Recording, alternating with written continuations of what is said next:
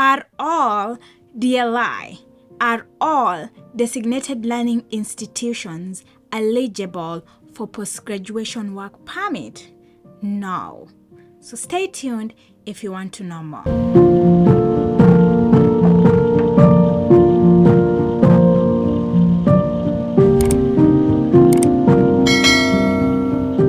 In this video, we are going to talk about DLI, that is Designated Learning Institution. We are going to talk about postgraduation work permit.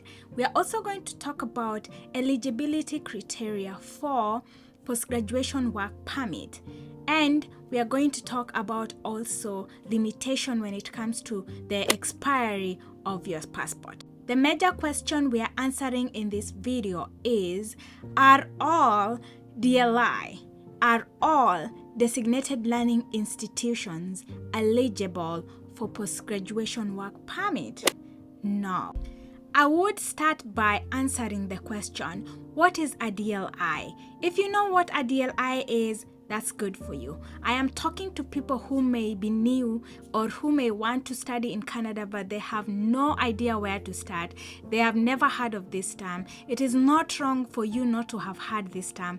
These are terms used in Canada, and if you don't live in Canada, or if you haven't had the opportunity to come to Canada, or a relative or a friend to come to Canada as an international student, you might not know about them, which is why I'm here to fill in that gap. So a DLI in full is a designated learning institution. So a designated learning institution, what are these? Like, what are designated learning institution? Are all Canadian universities and colleges designated? That's the question you could be asking yourself. So a DLI is an institution which has been approved to host international students. Okay, so not all universities and colleges in Canada have been approved to host international students. And some that have been approved to host international students lose this license. Okay, so you need to be really careful when picking out a school. If you pick a school, college, or university which is not a designated learning institution, then your study permit won't. We don't want that. You have come this far not to just get a denial just because you missed an important, simple step. It is also worth to note that all primary schools and secondary schools in Canada are designated learning institutions. If you are a child, or if you have a child who is intending to study in a primary school or in a secondary school in Canada, all those schools are designated learning institutions, and so you do not have to worry about checking them. In fact, if you check the Canadian immigration website, IRCC, you are not going to find any place to check for secondary and primary schools, because all of them are designated learning institutions. And so designated learning institutions are only for post-secondary education. So if you want to go to a college, if you want to go to a university, then stay tuned and I will show you how to check this. So again, as I said, a designated learning institution is not necessarily postgraduation work permit eligible. What do I mean? And why is a postgraduation work permit so important? And so, what is a postgraduation work permit? A postgraduation work permit is a work permit that international students are eligible for based on their selection of colleges and universities to work in Canada for a maximum period of 3 years. So, this is a pathway to permanent residency. You have to be careful if you're intending to apply for permanent residency in Canada, because this is where a postgraduation work permit comes in and bridge the gap. And so this work permit allows international students or graduates who have graduated from designated learning institutions and programs to work in Canada for a maximum of 3 years. Now, this work permit can be a 1-year work permit or it can be a 3-year work permit. Then who gets the 1-year work permit and who gets the 3-year work permit? If you have done a program running between 8 months and 1 year, you are eligible for a 1-year post-graduation work permit. If you have done a program running for more than 2 years, that is 2 years, 3 years, 4 years, 5 years, 6 years, then you are eligible for a 3-year work permit. How is this leading you to a permanent residency? The requirements for students is you come here, you study, you finish your degree, graduate, and then apply for a post-graduation work permit. So depending on the length of your program, then you will get an appropriate work permit. So with this work permit, you are required to work for a year and gain Canadian experience. Once you have gained a 1-year experience in Canada, then you're eligible to apply for permanent residency. You get it? You get how becoming a student leads to you getting a work permit and then leads you to a permanent residency. Yes, that's how we do it over here in Canada. And so it is very important that you pick the right institution and which will give you your study permit, and pick the right program which will lead you to being eligible for a post-graduation work permit, which then leads you to being able to apply for permanent residency. Okay? So, the question is, are all DLIs post-graduation work permit eligible? No, they aren't. And this is what people don't get right. People quickly go to the website and check if their universities are DLIs, and that's it. They end at that. You could be making really serious mistakes that could make you be deported from Canada, and we don't want that. So we have to check if these institutions are designated learning institutions, and then once we are sure that they are designated learning institution, we move to the next step. Are they post-graduation work permit eligible? If they are eligible, then we move to the next step. Are the programs offered in these DLI institutions eligible for post-graduation work permit? If yes, go ahead and apply. If no, move on to the next institution. Because what I'm trying to say is that some institutions are designated learning institutions, but they are not post-graduation work permit eligible. And some institutions are designated learning institutions and they are post-graduation work permit eligible, but they have courses or programs that are not post-graduation work permit eligible. Am I confusing you? Okay, let's make it simple. So we have a course or a program you want to do, and we have the institution. Let's give an example of University of British Columbia. So University of British Columbia is a designated learning institution. Check. Is it post-graduation work permit eligible? If it is, check. If it no, forget about it. If it is post-graduation work permit eligible, the next step is you check for the courses that they offer or the programs that they offer. Are these programs, especially the program that you are interested in, post-graduation work permit eligible? If yes, check. If no, forget about it. Okay? How do you check if an institution, one, is designated and is post-graduation work permit eligible, and if the program you're interested in is post-graduation work permit eligible?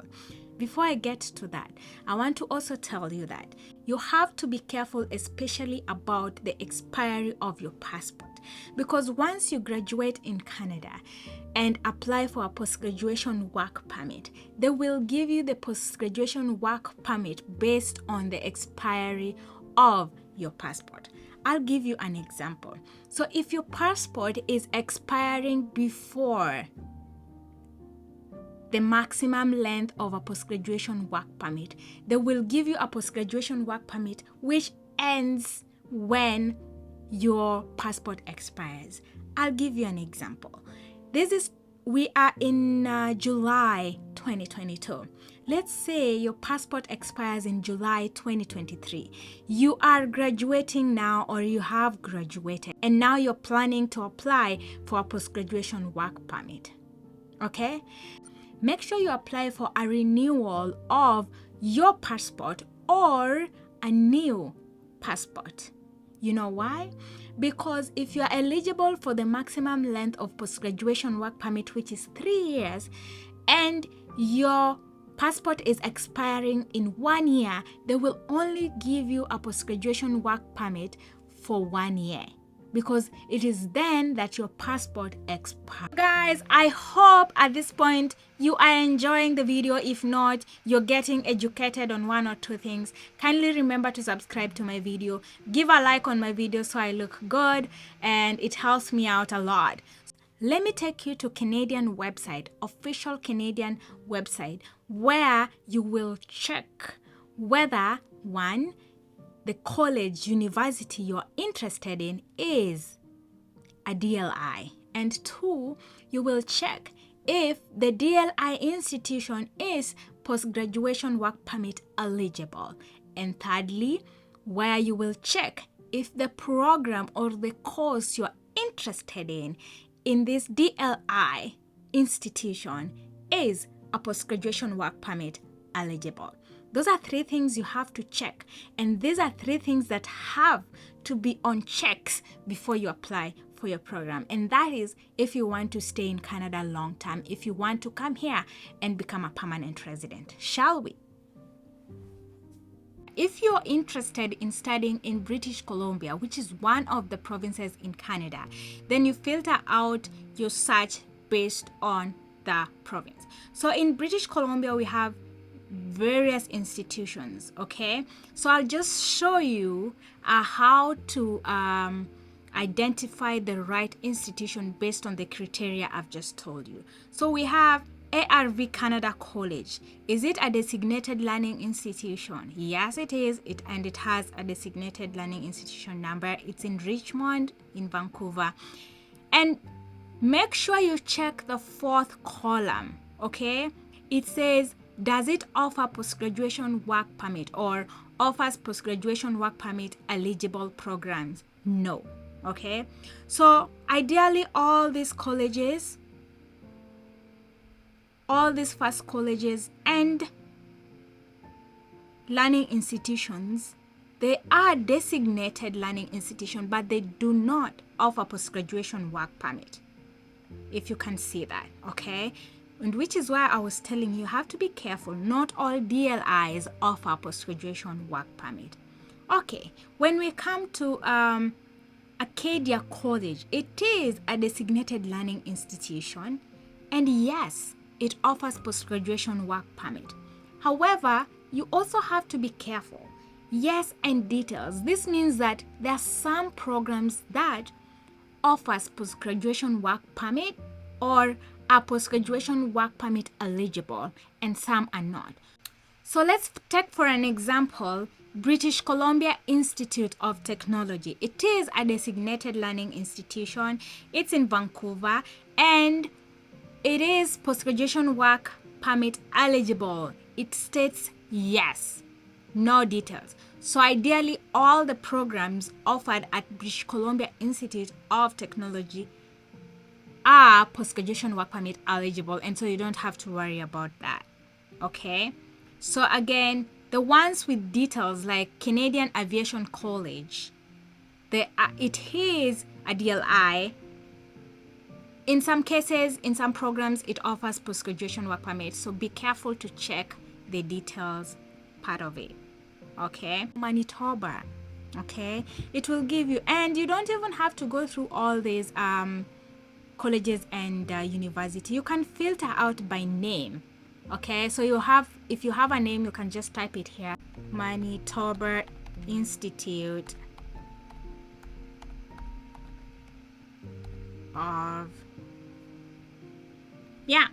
Trades and Technology. So you can filter out by name, so you don't have to go through all the colleges. And yes, it offers post-graduation work permit eligible programs, so you're good with that.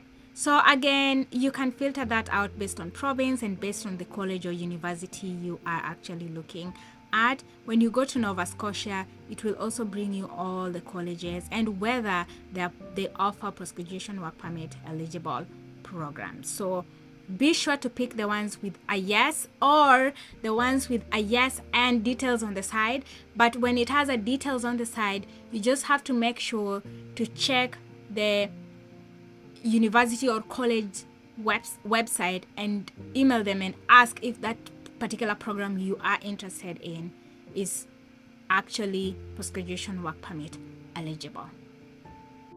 All right, so guys, after checking that with you and showing you how to check for one DLI post-graduation eligibility programs and schools, then why is post-graduation work permit so important? As I have said, if you're coming here and you're planning to stay here long term, it is because of this post-graduation work permit that will give you the Canadian experience for 1 year, and then you can apply for your